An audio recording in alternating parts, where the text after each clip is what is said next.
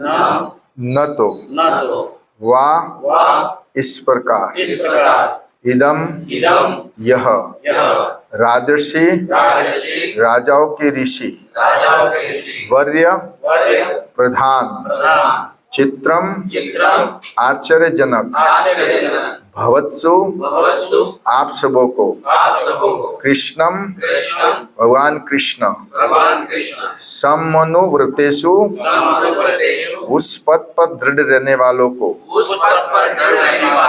ये जो अध्यासनम सिंहासन आरूढ़ राज किरीट राज मुकुट जुष्टम अलंकृत सद्य शीघ्र जुहु त्याग दिया भगवत भगवान पार्श्व कामा संगति प्राप्त करने का इच्छुक। तात्पर्य एवं अनुवाद ऐसी भक्ति वेदांत स्वामी शिल प्रभुपाद के द्वारा। शिल प्रभुपाद की मुनियों ने कहा, हे भगवान श्री कृष्ण की परंपरा का पालन करने वाले पांडुवंशी राजर्षियों के प्रमुख, यह तनिक भी आश्चर्यप्रद नहीं है कि आप अपना वह सिंहासन जो अनेक राजाओं के मुकुटों से सुसज्जित है भगवान का नित्य सानिध्य प्राप्त करने के लिए त्याग रहे हैं। तात्पर्य, मूर्ख राजनीतिज्ञ जो प्रशासनिक पदों पर डटे हुए होते हैं सोचते हैं कि वे जिन स्थायी पदों पर हैं वे जीवन की सर्वोच्च उपलब्धि है, अतः वे उन पदों पर जीवन के अंतिम क्षणों तक चिपके रहते हैं। उन्हें इसका ध्यान कहाँ कि मुक्ति प्राप्त करके भगवत धाम में भगवान के पार्षदों में से एक पद प्राप्त करना जीवन का सर्वोच्च उद्देश्य है। मनुष्य जन्म इसी के लिए मिला है। भगवान ने भगवत गीता में हमें कई बार आश्वस्त किया है कि सनातन भगवत धाम वापस जाना सर्वोच्च उपलब्धि है। प्रहलाद महाराज ने भगवान नरसिंह से प्रार्थना करते हुए कहा, हे प्रभु, मैं जीवन की भौतिकवादी शैली से अत्यधिक भयभीत हूँ। मैं आपके इस भयावह नरसिंहदेव रूप से तनिक भी भयभीत नहीं हूँ। यह भौतिकवादी जीवन शैली चक्की के पाट के समान है जिसके द्वारा हम कुचले जा रहे हैं। हम जीवन की उताल तरंगों के भवावह भंवर में गिर गए हैं। अतएव हे भगवान, मैं आपके चरण कमलों में प्रार्थना करता हूँ कि आप मुझे सेवक के रूप में अपने नित्य धाम में वापस बुला दे। यही इस भौतिकवादी जीवन शैली की सर्वोच्च मुक्ति है। मुझे इस भौतिकवादी जीवन का अत्यंत कठोर अनुभव है।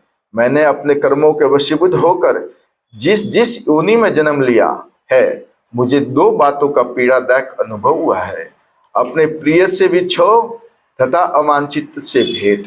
इनके प्रतिकार के लिए मैंने जो उपचार अपनाए वे खुद रोग से अधिक भयावह निकले।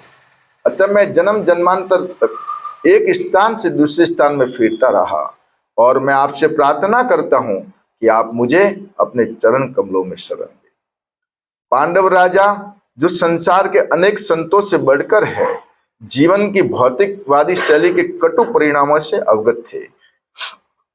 वे कभी भी उस राज सिंहासन की चकाचौंध से मोहित नहीं थे जिस पर वे बैठे। वे सदैव भगवान का सानिध्य प्राप्त करने हेतु उनके द्वारा पुकारे जाने के लिए उत्सुक रहते थे। महाराज परीक्षित महाराज युधिष्ठिर के सुयोग्य पुत्र थे। महाराज युधिष्ठिर ने अपने पुत्र के लिए सिंहासन छोड़ दिया और इसी प्रकार महाराज युधिष्ठिर के पुत्र महाराज परीक्षित ने अपने पुत्र जन्मेजय के लिए सिंहासन छोड़ दिया। इस वंश में सारे राजाओं का ऐसा ही रिवाज था, क्योंकि वे सभी कृष्ण की परंपरा का पालन करने वाले थे। इस तरह भगवत भक्त कभी भी भौतिकवादी जीवन की चौकाचौंध से मोहित नहीं होते। वे निष्पक्ष भाव से झूठे भ्रामक भौतिकवादी जीवन के विषयों से अनासक्त रहते हैं। ओम अज्ञानतिमिरन्धस्य ज्ञानाञ्जनशलाकया चक्षुरुन्मीलितं येन तस्मै श्रीगुरुवे नमः। श्रीचैतन्यमनोभीष्टं स्थापितं येन भूतले स्वयं रूप कदा मह्यं ददाति स्वपदान्तिकं।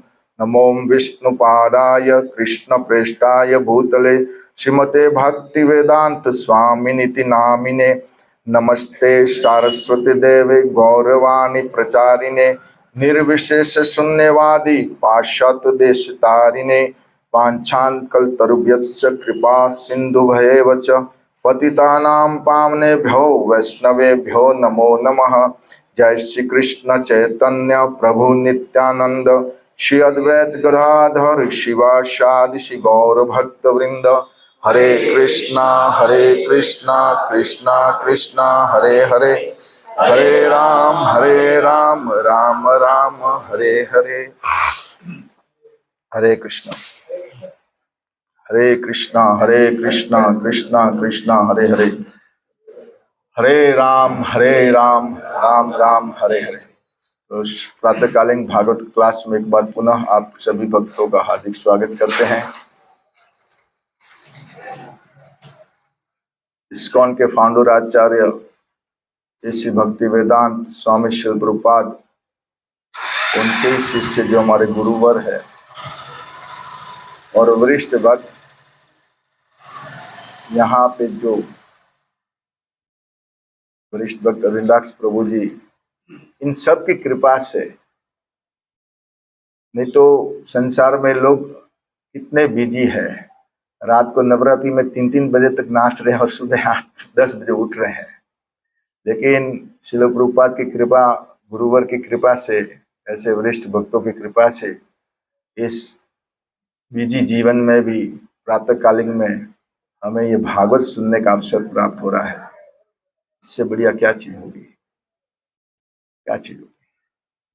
पहले हम भी जाते थे जब भक्ति में नहीं थे, लेकिन अभी तो मूड ही नहीं करता है, उतरते ही नहीं। वो लोग देखते हैं कि आते क्यों नहीं है। तो हम लोग सोचते हैं वहां क्या जाए, नरक है ना वो। अब हमारा भाव बदल जाता है। देखिए, हमने कोई डॉक्टर के पास इलाज नहीं लिया, कहाँ से इलाज लिया? श्रील प्रभुपाद के शास्त्रों से जो उन्होंने लिखे हैं, उसके कारण हम नहीं जा रहे ना। ये तो मन तो बहुत होता है। लेकिन अब कितना अच्छा जीवन है। मेरे घर वाले 3-3 बजे आते हैं, सोते हैं 9-10 बजे तक, और हम कितने मस्ती से 10-9-10 प्रभु तो जल्दी सोते हैं। अरिंदा 9 बजे सो जाते, मैं तो लेट सोता, लेकिन फिर भी अभी थोड़ा कंट्रोल किया है, तो जल्दी सो जाते। कितना सुंदर 4 बजे उत्साह रहता कि जाना है जाना है जाना है। इसके पीछे मात्र श्रील प्रभुपाद, गुरुवर और ऐसे वरिष्ठ भक्तों की कृपा ही होती है। ऐसी कृपा को कभी भी छोड़ना नहीं चाहिए। अनेक कष्ट आएंगे, लेकिन इस प्रयास को कभी नहीं छोड़ना चाहिए। तो शुरू करने से पहले श्री राधा दामोदर के चरणों में प्रणाम अर्पित करता हूँ, श्रील प्रभुपाद के चरणों में, दीक्षा गुरु के चरणों में, और वरिष्ठ भक्त शिक्षा गुरु के चरणों में, साथ ही साथ आप सभी वैष्णवों के चरणों में कोटि-कोटि प्रणाम अर्पित करता हूँ। प्रतिदिन हम यहाँ पे जो सुन रहे हैं वो सुखदेव गोस्वामी का प्रकट होना, और अनेक अपर साधुओं से हम सुन रहे हैं। कितना मौका मिला है, क्या चीज है। हमको तो कुछ ज्ञान नहीं, लेकिन सुन रहा हूँ वही मैं बोलूंगा, लेकिन कितना अच्छा सुनने को मिल रहा है। तो आज जो हमारा जो श्लोक है वो 20 नंबर का है।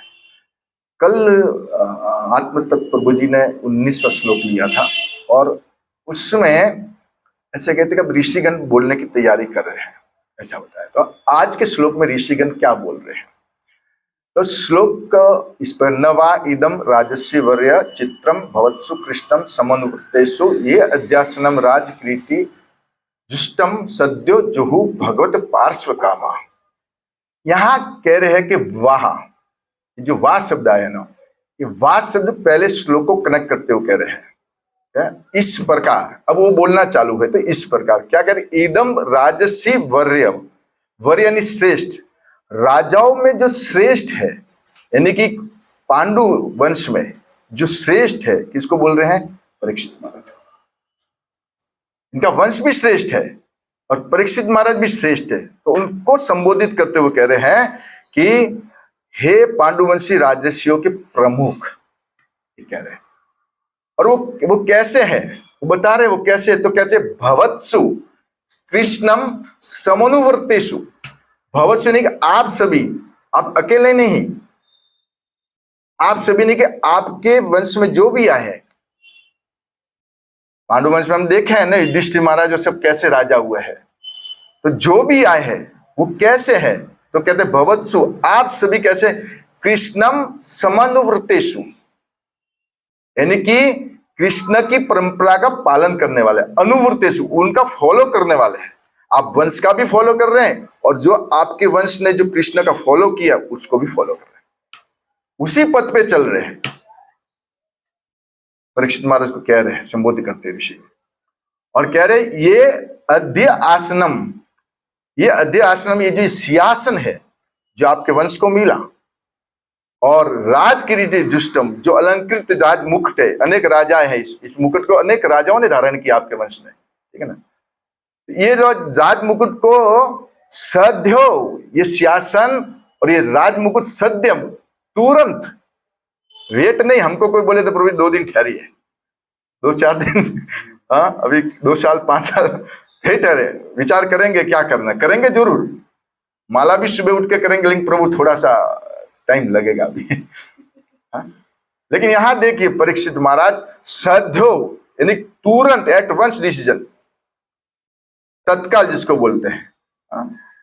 तो तुरंत क्या कर दिया, जुहू, उन्होंने त्याग दिया, छोड़ दिया राजघराना सब कुछ, राज मुकुट भी छोड़ दिया, वो भी छोड़ दिया। किसके लिए छोड़ा, तो कहते हैं कि भगवत पार्श्व कामा, कौन सी कामना के लिए, भगवान का सानिध्य प्राप्त करने के लिए, किसी संबंधी के लिए नहीं या देश के लिए नहीं, उन्होंने छोड़ा है भगवान का सानिध्य प्राप्त करने। हमें भी छोड़ना है तो किसके लिए छोड़ना है, ये ध्यान देने योग्य है। परिवार के लिए छोड़ेंगे, चलो परिवार के लिए भजन छोड़ देते हैं, ऐसा नहीं, हमें भगवान के लिए भौतिकता छोड़ना है। तो ये श्लोक के पहले थोड़ा सा विवरण ऐसा है कि हम सभी जानते कि परीक्षित महाराज गंगा तट पे पहुंचे और अनेक ऋषिगण वहां उपस्थित हुए। परीक्षित महाराज का सौभाग्य देखिए कि अनेक ऋषिगण, जिसमें देवल महान ऋषि है, अंगिरा, वशिष्ठ, विश्वामित्र, अत्रि, इवन यहां तक कि नारद जी भी, और खुद व्यासदेव जी भी उपस्थित है, खुद व्यासदेव जी उपस्थित है। हाँ, बहुत ज्यादा ऋषि नाम है। इतने बड़े बड़े ऋषि कब उपस्थित हुए हैं, जब ऐसे परीक्षित महाराज है। ध्यान देने वाले, ऐसा संग प्राप्त कब होगा, जब उसके अनुकूल हम बनेंगे। और यहाँ पे मिल रहा है मॉर्निंग में, वही ऋषिगण हम आते हैं, बड़े बड़े वरिष्ठ ब्रह्मचारी आते हैं, हमको संग देते हैं, नहीं है। वही भागवत क्लास जो सुखताल में हुई है, बड़ी बात नहीं कहूंगा, वही लाभ हमें यहां मिल रहा है। इसका मूल्य समझना होगा हमें। तो इतना कि तब वो ऋषिगण आए तो वहां पे बोलते, परीक्षित महाराज कहते हैं, मेरा कितना सौभाग्य है, मेरा सौभाग्य है, नहीं तो मैं तो राजा ठहरा। और राजा की कौन इज्जत करता है, कोई साधु इज्जत राजा की इतनी नहीं करते, खुद चैतन्य महाप्रभु प्रताप रुद्र से दूर रहे, लेकिन आप मेरी इज्जत कर रहे हैं, मेरा बहुत बड़ा सौभाग्य है। अब मुझे कुछ नहीं चाहिए, सर्प काटे, कुछ भी करे, कैसे भी मृत्यु आए, मेरी कोई समस्या नहीं है मुझे। मुझे तो अलम गायत विष्णु गाथा, बस तुरंत आप विष्णु गाथा को गाइए, अब मुझे कुछ नहीं चाहिए। और हो सके मेरा पुनः जन्म हो, मान लीजिए पुनः जन्म भी हो, तो मेरी एक ही प्रार्थना है कि मुझे मेरी आसक्ति कृष्ण में लगे। मेरी आसक्ति कृष्ण में लगे, भक्तों का संग मिले और सबके प्रति मैत्री भाव हो। ये परीक्षित महाराज के वचन है, बोल रहे हैं ऐसा भाव होना चाहिए। तब ऐसा आयोजन देखकर परीक्षित महाराज उत्तर की ओर मुख करके आसन बिछाकर बैठ गए। तो जैसे ही बैठे, देवताओं ने स्वर्ग से पुष्प वृष्टि की है। ये सामान्य चीज नहीं है। भौतिक लोग जिन देवताओं के पीछे पागल होते हैं, उन कामनाओं के कारण वो देवता भक्तों के लिए पुष्प वृष्टि करते हैं जब वो भागवत क्लास सुनने बैठते हैं। दिख नहीं रहे हैं पुष्प वृष्टि हो रही है, लेकिन हो रही है। ये प्रमाण है भागवत। हमारी आंखें नहीं है ऐसी, हमारी बुद्धि ऐसी नहीं है, लेकिन वास्तव में हो रही है। जहां पे भागवत क्लास परंपरा अनुसार हो रही है, वहां पे होता है, परिवर्तन आता है, देवता वृष्टि कर रहे हैं। देवता उनका गुणगान करते हैं। उसके बाद ऋषिगण, अब ऋषिगण कह रहे हैं, किसमें कह रहे हैं? 19वें श्लोक में अब ऋषिगण बोल रहे हैं। क्या कर रहे हैं सब ऋषिगण? क्या कर रहे हैं? मर्ष्यो वे समुपागता ये प्रशस्य साधु इति अनुमोदनामाना ऊचु प्रजानुग्रहशीलशारा यत उत्तम श्लोक गुणाभिरूपम। कि जितने भी साधु इकट्ठे हुए थे उन्होंने प्रशस्य, ऊचु प्रशस्य, प्रशंसा की। किनकी की? क्या बोलकर? साधु, साधु बोलकर प्रशंसा की उन्होंने। साधु जो ऋषिगण पे उनके प्रशंसा, साधु करके, आप साधु है। और ऐसे ऋषिगण कैसे होते हैं कि स्वयं भगवान के गुणों को धारण करते हैं। और ऐसे ऋषिगण जो कोई दूसरा भक्त प्रगति करता है ना तो खुश होते हैं, दुखी नहीं होते। लिखा है रोज में कि अतः वे भगवान के भक्त महाराज परीक्षित को देखकर अत्यंत प्रसन्न हुए। कोई भक्ति में बढ़ोतरी कर रहा है, आगे बढ़ रहा है तो खुश होते हैं। जबकि बड़े बड़े व्यासदेव जी, नारद जी वहां बैठे तो परीक्षित महाराज के लिए खुश हो रहे। क्यों खुश हो रहे? क्यों प्रसन्न है? क्योंकि उन्होंने भगवान की शरण ली है, दूसरा कोई कारण नहीं है। भगवान की शरण ली इसलिए वो खुश है। और आज का जो श्लोक है उसमें ये कह रहे हैं कि हे पांडुवंशी राजाओं से प्रमुख, ये तनिक भी आश्चर्य न चित्रम, कोई आश्चर्य नहीं है, नॉर्मल बात है कि आपकी परंपरा ही ऐसी है, आपका वंश ही ऐसा है। कोई आश्चर्य की बात, न चित्रम, कोई आश्चर्य की बात नहीं है। ये नहीं है कि आप अपना वह सिंहासन जो अनेक राजाओं के मुकुटों से सुसज्जित है, भगवान का नित्य सानिध्य प्राप्त करने के लिए त्याग रहे हैं। इजी त्याग रहे हैं। और इसमें कोई आश्चर्य नहीं है क्योंकि आपका वंश ही ऐसा है। इसलिए शिक्षा ऐसी जानी चाहिए वंश में। आगे बढ़ने अपने बच्चों को शिक्षा ऐसी देनी चाहिए कि वो अपने वंश का कल्याण करें। परीक्षित महाराज वो भी अपने वंश का देख रहे हैं ना, मेरे पितामह कैसे थे, तो इस सब मैंने। अब आइए हम प्रवेश करेंगे तात्पर्य में। तात्पर्य में लिखते हैं श्रील प्रभुपाद, मूर्ख राजनीतिज्ञ जो प्रशासनिक पदों पर डटे हुए होते हैं सोचते हैं कि वे जिन अस्थायी पदों पर है वे जीवन की सर्वोच्च उपलब्धि है, अतः वे उन पदों पर जीवन के अंतिम क्षणों तक चिपके रहते हैं। उन्हें इसका ध्यान कहा कि मुक्ति प्राप्त करके भगवत धाम में भगवान के पार्षदों में से एक पद प्राप्त करना जीवन का सर्वोच्च उद्देश्य है और मनुष्य जन्म इसी के लिए मिला है। स्पष्ट कहा है प्रभुपाद जी ने, ये सुंदर देह हमें प्राप्त हुआ, इसके लिए मिला। आजकल के कथाकथिक जो राजा और परीक्षित महाराज के बीच में अंतर दिखा रहे हैं प्रभुपाद जी। आजकल के कथाकथिक राजा और प्रजा दोनों आसुरी प्रवृत्ति की ओर बढ़ रही है। दोनों। भगवत गीता में भगवान कहते हैं कि आजकल लोग इतने भोगी हो गए हैं कि वो लोग खुद ही सब कुछ हड़पना चाहते हैं, सब कुछ अर्जित कर लो, 1 बंगला 2 बंगला, नेता लोग तो ये ले लो वो ले लो वो कर दो, फिर मैं बड़ा धनी बन जाऊंगा, बड़ा धनी के बाद मेरे शत्रु रहेंगे उनको मार दूंगा, फिर मेरा साम्राज्य हो जाएगा और मैं खुश हो जाऊंगा। ऐसा सोच रहे हैं, राजा सोच रही है, वैसा प्रजा भी सोच रही है, वो भी इसमें लगी हुई है, सब ये करूंगा वो करूंगा। देखिए जब आप 1 फ्लैट लेंगे, 2 फ्लैट लेंगे, 3 फ्लैट लेंगे और न तो आप रहने जा पाएंगे, पहली मृत्यु आ जाएगी। कुछ भरोसा नहीं है मृत्यु का। तो लोग सुखी होने के प्रयास करने के लिए अनेक कठोर गर्द भेर परिश्रमामी करी परिश्रम, गधे के समान परिश्रम कर रहे हैं और इस संसार पे अपना स्वामित्व जताने की भावना रखते हैं ये लीडर लोग भी।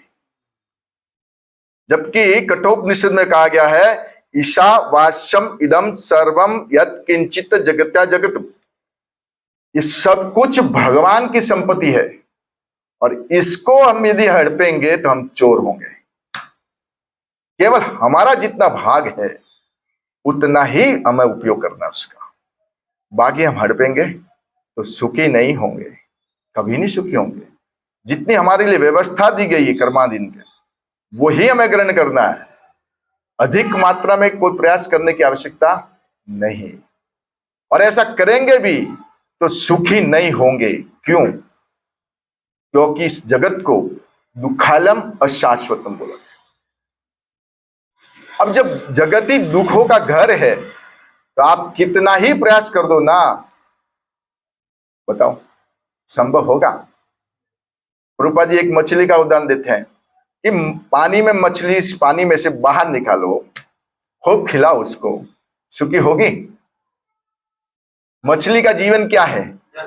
हाँ, वैसे हम भगवान के अंश है, हम सुनते हैं बार बार, हम जानते भी है, लेकिन थोड़ा दिल में उतर आप भी जानते, मैं भी जानता हूं, जानते हम सब लोग हैं, ऐसा नहीं कि पहली बार सुन रही बात। तो हम आत्मा है, भगवान के अंश, ममे वासु जीव लोके जीव भूत सनातन। तो अब हम आत्मा का कार्य भगवान की सेवा करें, जैसे मछली का जीवन है पानी, वैसे हमारी सेवा करना है, तभी हम सुखी होंगे, नहीं तो नहीं। सुख केवल भौतिक वस्तु कभी भी सुख नहीं दे सकती, ये कंफर्म है। मैं यहां से बोल रहा हूं, मेरे वर्ड्स मेरे में कमी हो सकती है, मैं बार बार बोलता हूं, लेकिन ये जो श्रील प्रभुपाद ने कहा है उसमें कोई कमी नहीं है। उसको एज इट इज को स्वीकार करेगा, निसंदेह वो 100% परम सुखी होगा। जो लेगा वो सुखी होगा। इसे सुख कहाँ है? तो कहते हैं भागवत में, स्वनुष्ठितस्य धर्मस्य संसिद्धि हरितोषणम। हमारा मेन जीवन का उद्देश्य क्या है? भगवान को प्रसन्न करना। और ऋषभ देव जी अपने पुत्रों को गए, तपो दिव्यम, दिव्य तप करो, ये संसार में शुकर डुकर की तरह नहीं जीने का, दिव्य तप करो, भगवान का भजन करो, भक्ति करो, वही सुख है, ये तो नहीं सुख। प्रहलाद महाराज एक 7वें स्कंद में कहते हैं, बहुत अच्छा वो श्लोक है, उसमें बताया गया कि धर्मम अर्थम अपि न हर्यते यात्रा अर्थम व अधर्म धनम अनिहा अनिह मानस्य महा अहे इव भीति। कैसे रहना चाहिए भक्तों, लोगों को जीवन कैसे जीना चाहिए, एक उदाहरण से समझा रहे हैं।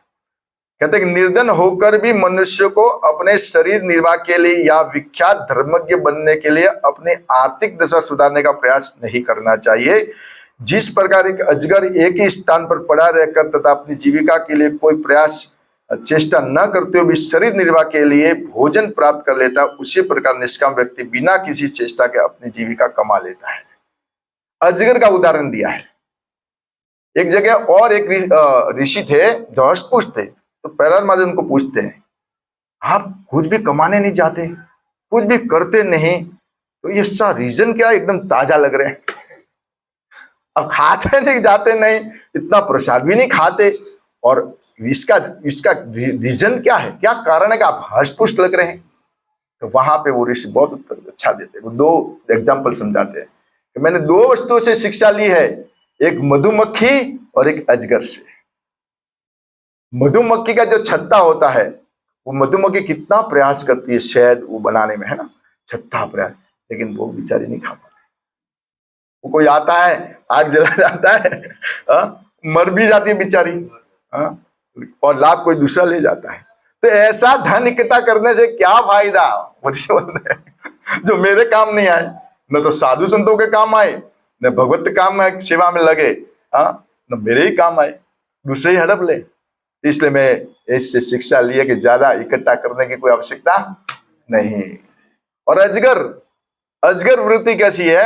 अजगर एक स्थान पे ऐसे बैठा रहता है, कोई प्रयास नहीं करता, चुपचाप सीधा सा, और उसके लिए भोजन की व्यवस्था हो जाती है भगवत कृपा से, जो भी है उसका भोजन, वो कहीं प्रयास नहीं कर रहा, अपना सीधा सा बैठा रहता है, कहीं नहीं। ऐसे भक्तों के लिए भगवान व्यवस्था करते हैं, विश्वास होना चाहिए। लेकिन फिर भी हम परंपरा में सुने हैं कि हम ये ना करें, मान लो ये वृत्ति हमें नहीं आ पाए, तो युक्त वैराग्य होना चाहिए।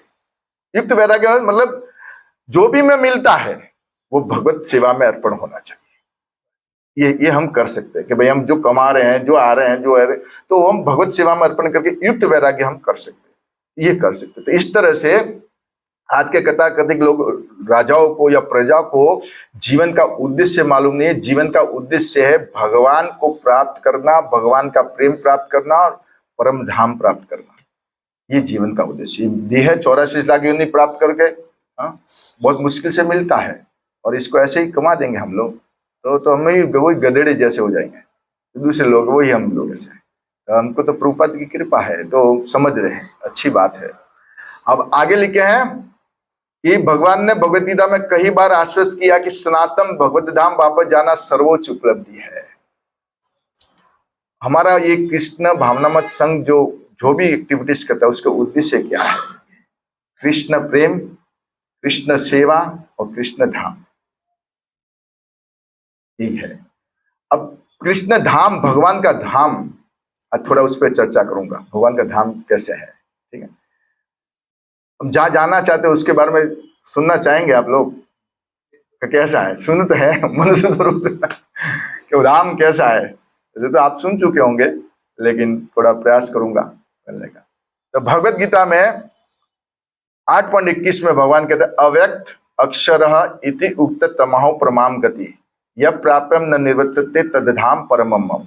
ये भगवत गीता में अर्जुन को कहते हैं कि हे अर्जुन, ये जो मेरा धाम है ना वो अव्यक्त है। ये हमको दिख रहा है, पृथ्वी दिख रही है, जो भी दिख रहे हैं, तारे दिख रहे, जो भी, लेकिन वो हमें दिखता नहीं है। तो नहीं दिखता, वो अव्यक्त है।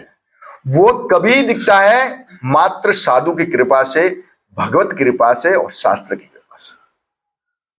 वो धाम कोई कहे मुझे दिखा दो तो नहीं दिखेगा, वो केवल साधु शास्त्र और भगवत कृपा से ही दिखता है, इसलिए इसे अव्यक्त बोला गया है, ठीक है। और अक्षरः, ये कभी नष्ट नहीं होता, कभी नष्ट नहीं होता। ये नष्ट हो जाएगा, ये 14 भुवन नष्ट हो जाते हैं, लेकिन वो कभी नष्ट तो नहीं जाना है ना हम सबको, क्योंकि इधर कसट के क्या करना है प्रार्थ तो करेंगे, वहां जाके भी क्या करेंगे तो आगे बताएंगे क्या करना वाला है प्रभुपाद जी बता रहे वही बताऊंगा। तो कहते हैं कि तमहाव परमाम गति, ठीक है, वो मेरा परम धाम है। और वो धाम को जो प्राप्त करता है, यह प्राप्य, वो एक बार कोई प्राप्त कर लेता है ना तो क्या होता है, न निर्वर्तन्ते, फिर वापस कभी लौट के आना भी क्या काम इधर वापस लौट के अच्छा बोला ना वापस बोला होता कि भाई कुछ गड़बड़ करोगे इधर आ जाओगे तो ये तो अच्छा है वापस ऐसा। और 15.6 में भगवत गीता से ही बोल रहा हूं और फिर ब्रह्म संहिता से, तो न तद भाष्यते न सूर्यो न शशांको न पावका यद गत्वा न निर्वर्तन्ते तद धाम परमम। अब भगवान का नाम आप बोलेंगे भाई प्रभु जी और धाम में अंधेरा तो नहीं है यहाँ तो सूर्य कर रहे हैं, चंद्रमा कर रहे हैं, वहां अंधेरा है कि क्या? तो भगवान कहते न तद भाष्यते सूर्यो न शशांको नाप, यद्यपि भगवान की आंखें है सूर्य, हाँ, भगवान के धाम में कोई सूर्य की आवश्यकता नहीं है, न पावक, न अग्नि की, न चंद्रमा की, स्वयं प्रकाशित है, भगवान के अंग कांति से स्वयं प्रकाशित। ऐसा धाम जहाँ सूर्य नहीं, या एक दिन सूरज बंद हो जाए तो क्या होगा? एक दिन छोड़ो अरे क्या बोले अभी, हवा थोड़ी देर के लिए बंद हो जाए तो क्या होगा? इधर के इधर से ढेर हो जाएंगे ना हम लोग। तो भगवान का धाम कैसे स्वयं प्रकाशित है, ये धाम है। और उसमें कहते हैं ब्रह्म संहिता में जो आप सुने हैं, कहते हैं कि चिंतामणि प्रकर सद्मसु कल्प वृक्ष लक्षावृतेषु सुरभि अभिपलायन्तम लक्ष्मी सहस्त्र शतसंभ्र से विमानम गोविंदम आदि पुरुषम तमहम। अब वो बढ़िया चिंतामणि बोल दिए, बोलने पर लिख दिए कि चिंतामणि कैसे। उनके जो घर है ना, मैंने पढ़ा था, उत्तम श्लोक की बुक है जो मुझे यहाँ वहीं से मिल गई, तो उसमें बताया कि करोड़ों करोड़ों ऐसे घर है गोपियों के, अलग अलग कैटेगरी वाइज घर है, कैटेगरी वाइज, और सब हीरे जवाहरों से जड़ित है, रत्नों से, सब चिंतामणि है जो चाहिए वो। और कैसे है तो कल्प वृक्ष, और कल्प वृक्ष वहां जो चाहिए, अभी जो प्रसाद चाहिए कि प्रभु ये बोले डिमांड करे माता जी आज तो रसगुल्ला, आज तो चलो रसगुल्ला जो खाना है वो आप वृक्ष के नीचे खड़े होके बोलेंगे। ऐसा है ये संसार में? अरे बनाना भी तो भारी पड़ता है तो ये कल्प वृक्ष तो जो सब कुछ दे देता है हमको, ऐसा आज कौन नहीं जाना चाहेगा? तो मूर्ख है ना कोई व्यक्ति अगर उसके लिए प्रयास न करे तो। कल्प वृक्ष लक्षावृतेषु, और एक पेड़ नहीं लाखों पेड़, मिलियंस ऑफ ट्रीज, एक पेड़ नहीं अनेक प्रकार के लाखों पेड़ है। और वहां सुर भी गाय है, सुर भी गाय है। और इस जगत में देखने को देखा है सुर भी गाय। और ऐसा भी नहीं, हजारों लक्ष्मी भगवान की सेवा कर रही है। ऐसा भगवान का धाम है। अब थोड़ा 2 मिनट के लिए मैं विवरण दूंगा कि यहां से भगवत का धाम दूर कितना है। जाना चाहिए दूर, यहां से दूर कितना है और प्रभुपाद ने उसको कितना इजी कर दिया है, वो कृपा समझना कितना दूर है। और श्रील प्रभुपाद कितना इजी कर दी है वो मैं बताना चाह रहा हूं। हम जानते हैं कि पृथ्वी बीच में है, भू भंवर स्वर्ग मरलोक जनलोक तपलोक और सत्यलोक। पृथ्वी से ऊपर 6 लोक और पृथ्वी से अतल वितल सुतल तलातल महातल रसातल ने पाताल, ये 7 नीचे। ऐसे 14 भुवन का एक ब्रह्मांड होता है, ठीक है, ये आप सब जानते हैं। और उस ब्रह्मांड के मय तत्व के ऊपर कारण सागर है। कारण सागर के ऊपर उनका ये कौन है, सदाशिव शिव जी का, उसके ऊपर ब्रह्म ज्योति और फिर वैकुंठ धाम और फिर गोलोक धाम, ये सब आप जानते हैं। तब ऐसा है कि यहां से और नीचे से पाताल लोक से लगा करके सत्य लोक तक दूरी कितनी बने, ब्रह्म वैवर्त पुराण में बताइए। ब्रह्म वैवर्त पुराण में बताइए कि ये दूरी 6 अरब और 50 करोड़ किलोमीटर। कहां से, पाताल लोक से लगा करके हम लिए 6 भुवन पूरा, 14 भुवन पूरे कितनी दूरी है, 6 अरब 50 करोड़ किलोमीटर, नहीं 50,000 योजना ऐसा कुछ होता है, देख लेना। 6 अरब और 50 करोड़ किलोमीटर दूरी कहां से नापी जाती है, पाताल से सत्यलोक तक। और सत्यलोक से वैकुंठ लोक की दूरी, डिस्टेंस, व्यास कितना है, कहते हैं कि 34 करोड़ और 6 लाख। 34 करोड़ और कहां से, सत्यलोक से वैकुंठ की दूरी, सत्यलोक से वैकुंठ की दूरी 34 करोड़ और कितना है, 6 लाख किलोमीटर। अब आ गया वैकुंठ, हमें जाना है गोलोक, वहां की दूरी कितनी है, तो वैकुंठ के उधर बड़े बड़े बंगले घर बने हुए हैं, एक के ऊपर एक के ऊपर एक के ऊपर एक ऊपर ऊपर ऊपर से माले बने हुए, 10 माले, ठीक है। उस एक टॉप माले पे है गोलोक धाम, फिर नीचे मथुरा द्वारका जगन्नाथपुरी, इस तरह से उनको डिवाइड किया, अलग अलग बंगला दिया गया है कितना बड़ा। तो वैकुंठ धाम से कहां से गोलोक धाम की दूरी भी वही है जो पाताल से सुतल लोक सत्यलोक की है, 6 अरब और 50 करोड़ किलोमीटर। ये तीनों मिलाते हैं तो 13 अरब 34 करोड़ और 6 लाख किलोमीटर दूरी होती है। अब बताइए, है साइंस में ऐसे किसी वैज्ञानिक में ताकत, अरे वो मंगल ग्रह में जाके भस्म हो जाता है, ठीक, वो भी जाते कि नहीं जाते पता नहीं। प्रभुपाद तो कहते कोई जा ही नहीं सकता किसी ग्रह पर, और उस पर जाने के लिए कोई हमारे पास साधन नहीं है। लेकिन भगवत और ऐसे आचार्य श्रील प्रभुपाद की कृपा से हमें हरिनाम हमारे पास साधन है कि उसको हम प्राप्त कर सकते हैं। ये भागवत कथा है हमारे पास साधन, डायरेक्ट देखिए ऐसी स्पीड से जाएंगे। भक्ति चारू महाराज कहे हैं कि उसके लिए एकदम सूक्ष्म बनना पड़ता है, शरीर तो जाएगा नहीं, आत्मा एकदम सूक्ष्म है, बाल के अग्र भाग के 10,000 के भाग के बराबर। इतना व्यक्ति को सूक्ष्म बनना पड़ेगा, तभी सब इन पर्वतों को तोड़कर वो भगवत धाम को पहुंचेगा। यानी कि नम्र बनना पड़ेगा,